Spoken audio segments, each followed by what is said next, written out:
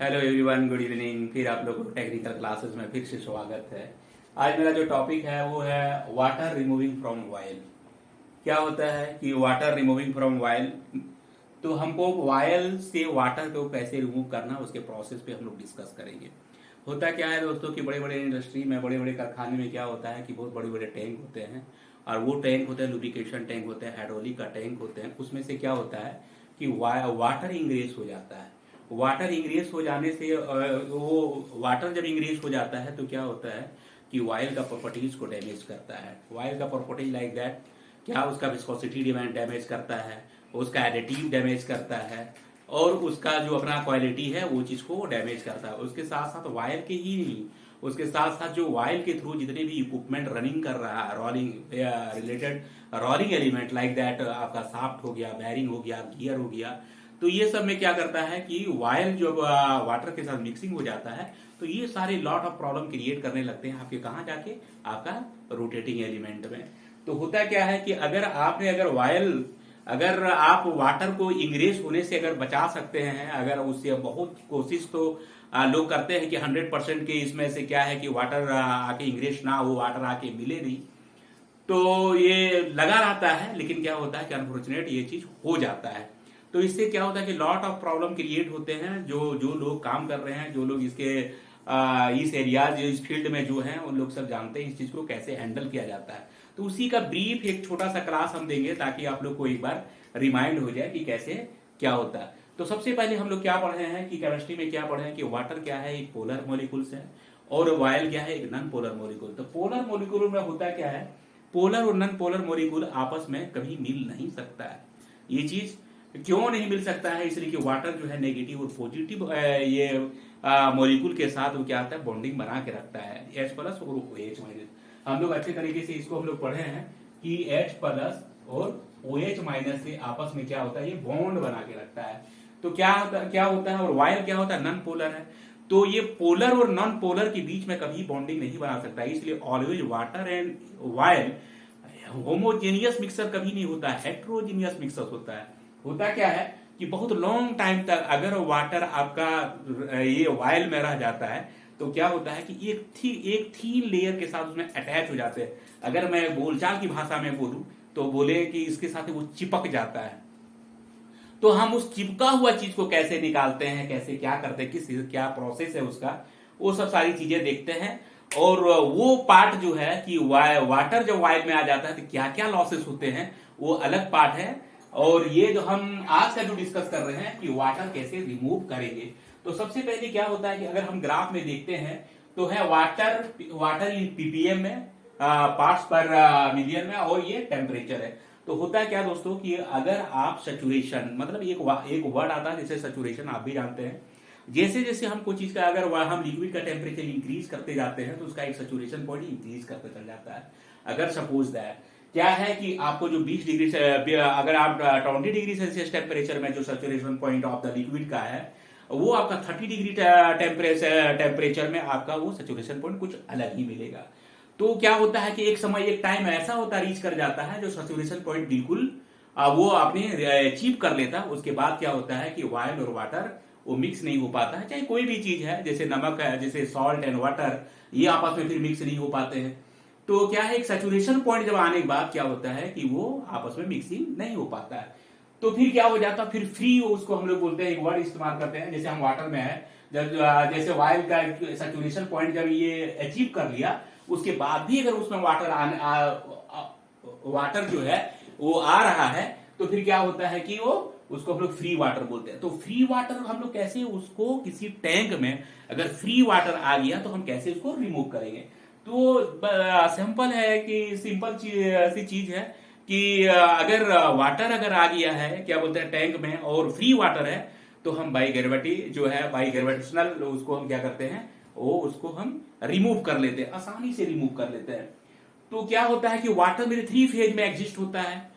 किसी भी अगर पावर पैक में, किसी पावर पैक में 3 फेज में वाटर एग्जिस्ट होता है। फर्स्ट पार्ट क्या होता है, फ्री होता है, फ्री वाटर होता है। सेकंड में क्या होता है, डिसॉल्विंग वाटर होता है। और थर्ड में क्या होता है, इमल्सिव वाटर होते हैं। तो इस चीज को जरा एक बार रिमाइंड और कर लीजिए कि वाटर जो है ये 3 फेज में एग्जिस्ट करता है वायल में। वाटर सब 3 वाटर होते हैं, उसके बाद क्या डिजॉल्विंग वाटर होते हैं, और थर्ड में इमल्सिव वाटर होते हैं। तो क्या होता है कि फ्री वाटर को हम बहुत आसानी से उसको हम रिमूव कर लेते हैं बाई ग्रेविटेशनल और बाई ग्रेविटी मेथड से। डिजॉल्विंग वाटर के लिए क्या होता है, डिजॉल्व वाटर के लिए होता क्या है कि वाटर और वायल वो एक मिक्स हो जाता है, और मिक्स हो जाने के बाद क्या होता है बहुत थीन लेयर के साथ वो मिक्स हो जाता है, वो आसानी से नहीं रिमूव हो पाते। तो उसके लिए हम लोग क्या करते हैं, इक्विपमेंट्स यूज करते हैं। जैसे सेंट्रीफ्यूज एक इक्विपमेंट का नाम है। वो जो सेंट्रीफ्यूज क्या करता है, उसके लॉट ऑफ उसके अंदर में एक डिस्क लगा रहता है, और बाई सेंट्रीफ्यूगल फोर्स के थ्रू क्या होता है कि हम वाटर और वायल को अलग कर देते हैं। तो फिर क्या होता है कि जो जो डिजॉल्विंग वाटर जो होते हैं, जो एक थीन लेयर के साथ क्या होता है वायल और वाटर एक दूसरे से मिक्स हो जाते हैं, थीन लेयर के साथ मिक्स हो जाते हैं। बार बार मैं बोल रहा हूं कि होमोजेनियस मिक्स कभी नहीं होता है, हेट्रोजेनियस मिक्स होता है। मतलब वायल और वाटर ऑलवेज एक महीन धागे के साथ क्या होता है वो अलग ही रहते हैं। लेकिन हम लोग क्या करते हैं, हम लोग देख नहीं पाते हैं कि ये क्या है कि अलग हम लोग को हम डिटेक्ट नहीं कर पाते हैं नेकेड आई से कि ये क्या है। उसके लिए बहुत सारे ये क्या बोलते लेबोरेटरी में हम लोग टेस्ट करते हैं कि कितना वाटर है, कि इसमें कितने % वाटर है। ये अलग एक टॉपिक है कि कैसे उसको हम चेक करते हैं और कैसे उसको हम डिटेक्ट करते हैं। तो क्या होता है कि एक महीन धागे के साथ अगर आम बोलचाल की भाषा में बोलिए तो क्या होता है, एक महीन धागे के बीच में क्या होता है वो सेपरेट होता है, मतलब थीन लेयर बना के रखता है। तो हम क्या करते हैं उसमें से सेंट्रीफ्यूज यूज करते हैं। सेंट्रीफ्यूज में होता है क्या कि लॉट ऑफ डिस्क होते हैं, उसको हम बाई सेंट्रीफ्यूगल फोर्स के थ्रू उसकी स्पिनिंग कराते हैं। और उसमें से क्या होता है कि जो हायर डेंसर और ये जो लोअर डेंसर जो होता है, मतलब एक डेंसिटी वहां को अलग करते हैं। इसलिए कि वायल का डेंसिटी ज्यादा है विद रिस्पेक्ट टू वायल, तो वाटर का डेंसिटी ज्यादा रहने के कारण क्या होता है कि बॉटम में आके सेपरेट हो जाता है, और वायल जो है क्या होता है वो अपना एक्सिस के साथ टॉप में चले जाते हैं, जिसके कारण क्या है वायल और वाटर सेपरेट हो जाता है। मतलब ड्यू टू डेंसिटी, जिसका डेंसिटी ज्यादा होता है वो बॉटम में सेपरेट हो जाता है, जिसका डेंसिटी कम होता है वो क्या होता है वो एक्सिस के साथ वो ऊपर चला जाता है, मतलब वो वर्टिकली वो अपवर्ड हो जाते हैं।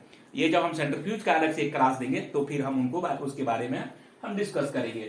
तो दोस्तों क्या है, डिजॉल्विंग हम लोग किसे निकालते हैं, एक सेंट्रीफ्यूज के थ्रू निकालते हैं। सेंट्रीफ्यूज में क्या होता है कि एक लिमिटेड टेम्परेचर उसमें हम लोग टेम्परेचर से हमको वायल को हम हीट करते हैं, 50 डिग्री प्लस रख के हम उसको क्या करते हैं कि उसको हीट करते हैं, और हीट करने से फिर उसको जो अपना जो उसका प्रिंसिपल है अपना सेंट्रीफ्यूज का, उसके थ्रू से हम लोग क्या करते हैं वाटर रिमूव करते हैं। ये हो गया डिजॉल्व वाटर। अब क्या होता है डिजॉल्व वाटर के साथ साथ क्या होता है कि एक जो है इमल्सिव वाटर हम लोग जिसको बोल सकते हैं। इमल्सिव वाटर में क्या होता है कि ये एक तरह से आप समझ लीजिए कि सपोज दैट कोहरा देख रहे हैं, फॉगिंग देखते हैं। फॉगिंग में क्या होता है कि वाटर का एक ड्रॉपलेट होता है, लेकिन आप देख नहीं सकते हैं, वो बहुत थीन के साथ बहुत बहुत क्या बोलते हैं उसको, आप बहुत आसानी से मतलब क्या है कि एयर के साथ वो चिपका हुआ है, जो आप नहीं देख सकते हैं। बस आप एक क्या बोलते हैं उसको, आप बस सेंस कर सकते हैं कि हाँ इसमें से वाटर है, लेकिन वाटर दिखता नहीं है। लेकिन एक छोटा छोटा टीनी पार्टिकल के साथ क्या होता है एयर के साथ वो सस्पेंडेड होते हैं। तो मेरा क्या होता है इमल्सिव में कि जब हम क्या करते हैं कि जब सेंट्रीफ्यूज से जितना हमको वाटर डिजॉल्विंग जो रिमूव होता है वो हो जाता है, उसके बाद क्या होता है जब इमल्सिव में जब हम आते हैं तो उससे भी ज्यादा थीन लेयर के साथ वो चिपका हुआ रहता है। कहने का तात्पर्य ये है कि वायल जो है वाटर जो एक टीनी ड्रॉपलेट के साथ उसके साथ में अटैच होते हैं।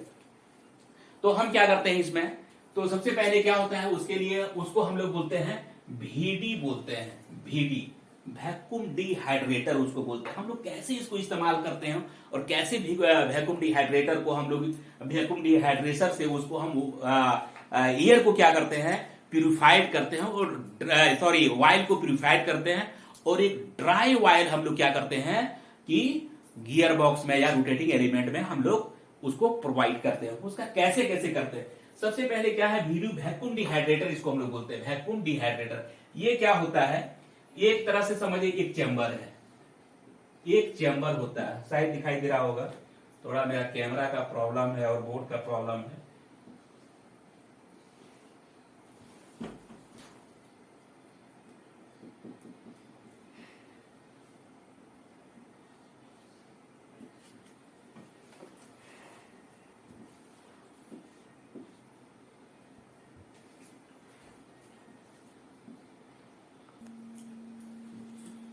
तो फिर क्या होता है कि हमें जो लास्ट स्टेज जो है कि लास्ट स्टेज को वाटर वाइल को ड्राई करना है फ्रॉम वाटर, तो फिर क्या होता है कि हम लोग क्या यूज करते हैं, VD यूज करते हैं, जिसका नाम है वैक्यूम डिहाइड्रेटर। अब दोस्तों वैक्यूम डिहाइड्रेटर, इसका नाम कैसे, वैक्यूम डिहाइड्रेटर का काम क्या है, तो हम लोग क्या है, हम लोग तो जानते हैं कि वैक्यूम डिहाइड्रेटर में हम लोग क्या करते हैं, जैसे वेपर प्रेशर में हम लोग एक क्लास लिए थे, तो वेपर प्रेशर में क्या होता है, किसी भी लिक्विड को अगर आपका उसका बॉइलिंग पॉइंट को जल्दी उसको इजीली अगर रीच करना है, तो क्या होता है कि वेपर प्रेशर जो होता है, प्रेशर जो आपका एटॉमिक फेरिक प्रेशर जो है 1 atm, उससे आप जितना बिलो कर दीजिएगा, उससे क्या होगा कि आपका जो लिक्विड है वो इजीली बॉइलिंग करना स्टार्ट, मतलब आपने अगर आप एटॉमिक फेरिक प्रेशर अगर घटाते हैं तो बॉइलिंग पॉइंट क्या होता है, वो मतलब वो बहुत कम टेम्परेचर में वो बॉइल करना शुरू कर देता है।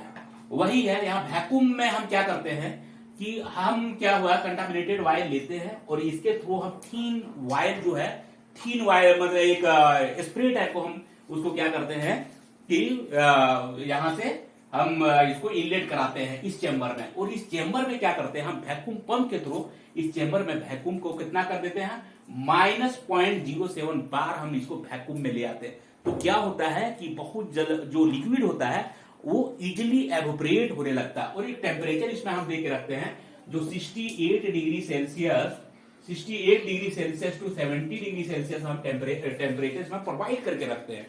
तो होता क्या है कि हम एक तो टेम्परेचर हम दे के रखे हैं इसको बॉइलिंग पॉइंट करने के लिए, और दूसरी बात क्या कर दी है, हम प्रेशर डाउन कर दिया, मतलब वैक्यूम क्रिएट कर दिए।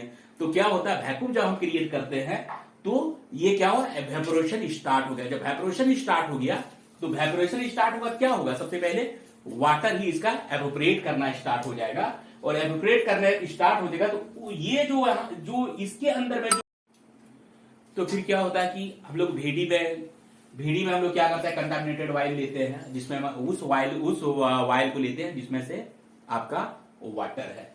तो क्या होता है कि वाटर को लेते हैं तो हम एक चेंबर में, तो चेंबर में क्या करते हैं कि हम एक स्प्रे टाइप का उसको हम ये करते हैं, एक स्प्रे के थ्रू हम चेंबर में लेते हैं। तो होता क्या है, इसमें दो चीज है। सबसे पहला क्या है कि वैक्यूम डिहाइड्रेटर में वाइल लेने से पहले हम वाइल का टेम्परेचर हम 68 से लेकर 70 डिग्री सेल्सियस टेम्परेचर उसका हीट अप कर देते हैं, नंबर 1। नंबर 2 में करते हैं क्या है कि चेंबर में हम वाइल लेते हैं तो चेंबर को क्या करते हैं हम बाई वैक्यूम पंप के थ्रू हम चेंबर को वैक्यूम क्रिएट कर देते हैं, मतलब 1 बार तो एटमॉस्फेरिक प्रेशर तो रहता ही है, हम उससे नीचे कर दिए, माइनस यहां देख रहे हैं -0.07 बार हम प्रेशर जनरेट कर दिए। तो इससे दो फायदा हो गया। सबसे पहला क्या होगा, एक तो टेम्परेचर आप बढ़ा दिया तो क्या होता है, जितना आप टेम्परेचर जितना टेम्परेचर आप बढ़ाते हैं उससे बॉइलिंग पॉइंट उसमें क्या होता है, रीच करता है। और दूसरी बात, जितना उसका प्रेशर कम कीजिएगा उससे भी आसानी से क्या होता है कि आपका बॉइलिंग पॉइंट रीच करेगा। तो ये दोनों चीज यहां कर दिए। यहां क्या हुआ कि प्रेशर हम एकदम डाउन कर दिए, -0.7 बार ले लिए। अब क्या हो गया कि वाइल एवेपोरेट होना शुरू हो गया। एवेपोरेट होना हो गया तो वाइल के अंदर में जिस तरह का जितना सस्पेंडेड पार्टिकल ऑफ वाटर है, ड्रॉपलेट है, वो क्या हो गया, वो आपका एवेपोरेट हो गया। तो हम क्या करते हैं कि एक जो मेरा उसके एक पॉइंट से उसी के अंदर में से है एक वाइल का इनलेट है, आउटलेट है, उसी तरह एयर का एक इनलेट है जो एम्बिएंट टेम्परेचर में हो सकता है रूम आपका 20 डिग्री 30 डिग्री 40 डिग्री जो भी वाइल एयर का टेम्परेचर है वो इसके अंदर में फिर ये प्रोवाइड करते हैं, और इसके साथ फिर ये आउटलेट के साथ हम एग्जॉस्ट कर देते हैं। तो जो मेरा जो वाइल जो ये आउटलेट होता है वो होता है फ्री वाटर। फ्री वाटर मतलब अगर बोला जाए तो ड्राई वाइल हमको VD से मिलता है।